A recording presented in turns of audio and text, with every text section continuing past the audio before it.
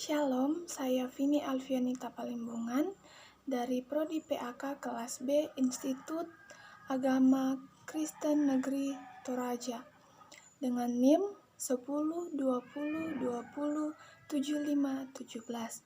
Pada kesempatan ini saya akan menjelaskan salah satu materi dari mata kuliah Psikologi Umum, yaitu motivasi. Yang pertama yang perlu diketahui, apa sih itu motivasi? Nah, motivasi adalah suatu kekuatan atau daya dorong yang menggerakkan serta mengarahkan perilaku dan kehendak seseorang serta segala kekuatannya untuk mencapai tujuan yang diinginkannya, yang muncul dari keinginan memenuhi kebutuhannya. Nah, ada beberapa bagian dari materi ini. Yang pertama, harapan dan motivasi. Bagian pertama, hierarki kebutuhan Maslow. Nah, teori ini memperlihatkan bahwa kebutuhan manusia mengenal skala prioritas, dimulai dengan kebutuhan dasar yang banyak berkaitan dengan unsur biologis, dilanjutkan dengan kebutuhan yang lebih tinggi yang banyak berkaitan dengan unsur kejiwaan dan juga kerohanian. Yang kedua, harapan sebagai dasar utama motivasi. Tentu dalam melakukan segala sesuatu, semua orang memiliki harapan. Nah, untuk meraih harapan tersebut, kita perlu adanya motivasi untuk mendorong diri kita lebih bersemangat untuk melakukan hal tersebut dan bisa mencapai harapan yang kita inginkan. Kemudian bentuk-bentuk dari motivasi sebagai berikut. Yang pertama, motivasi dan manipulasi. Yang kedua, motivasi berdasarkan sikap. Yang ketiga, motivasi berdasarkan imbalan. Yang keempat, motivasi dan lingkungan. Yang kelima, gambaran orang yang termotivasi. Selain itu, ada pula bentuk motivasi intrinsik atau yang berasal dari luar diri seseorang, yaitu berasal dari lingkungan, baik teman, keluarga, ataupun masyarakat sekitarnya. Untuk membangkitkan motivasi dalam diri seseorang, perlu untuk menentukan targetnya berupa impian yang ingin diwujudkan, beserta tahap-tahap dalam mencapai tujuan yang akan dijalani. Adapun cara untuk memotivasi diri, yang pertama melalui rasa percaya diri. Hindari untuk mencari-cari alasan. Terkadang banyak orang yang mengatakan, tidak, saya masih muda. Tidak, dia lebih bisa dari saya.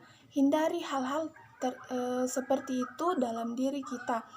Kita harus percaya diri, yakin bahwa kita bisa lebih dari orang-orang yang ada di luar sana. Yang kedua, cara untuk memotivasi diri yaitu perbanyak bersyukur. Kita harus lebih banyak bersyukur agar diri kita juga terdorong untuk melakukan hal-hal yang pasti bisa kita lakukan. Yang ketiga, gunakan daya imajinasi kita. Yakinkan diri bahwa yang sedang kita pikirkan dan yang kita lihat atau yang kita lakukan dengan jelas adalah hal yang baik bagi diri kita. Yang keempat, dengan menentukan sasaran. Kita sebelum melakukan sesuatu, kita harus menentukan sasaran. Apa yang akan kita lakukan ke depannya dan hasil apa yang akan kita capai dalam melakukan hal tersebut. Yang kelima, dengan menyusun catatan sukses yang pernah kita raih. Dengan demikian, kita lebih bersemangat dalam melakukan segala sesuatu. Selain cara memotivasi diri, ada pula hambatan yang dapat menghambat tumbuhnya motivasi dalam diri kita. Yang pertama, kurangnya rasa percaya diri dalam diri kita sendiri. Yang kedua, rasa cemas yang berlebihan dalam diri kita. Nah, rasa cemas yang berlebihan yang ada pada diri kita akan menurunkan rasa percaya diri untuk melakukan segala sesuatu. Yang ketiga, yaitu opini yang negatif. Terkadang orang-orang belum melakukan sesuatu tetapi mereka sudah dalam bahasa gaulnya parno terlebih dahulu sehingga takut untuk melakukan hal-hal baru. Yang keempat, merasa bukan bagian dari suatu kelompok atau sasaran yang lebih besar. Nah,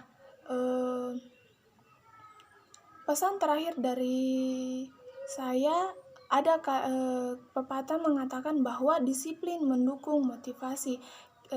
Hal terpenting untuk mencapai apa yang kita inginkan yaitu disiplin. Kita harus disiplin dalam melakukan segala sesuatu. Dan kunci dari perubahan yaitu merubah cara berpikir kita. Hilangkan cara berpikir yang negatif dalam diri kita dan mari kita berpikir secara positif. Ingat bahwa hal-hal yang kita lakukan adalah hal-hal yang baik dan menguntungkan bagi masa depan kita. Sekian dari saya, terima kasih.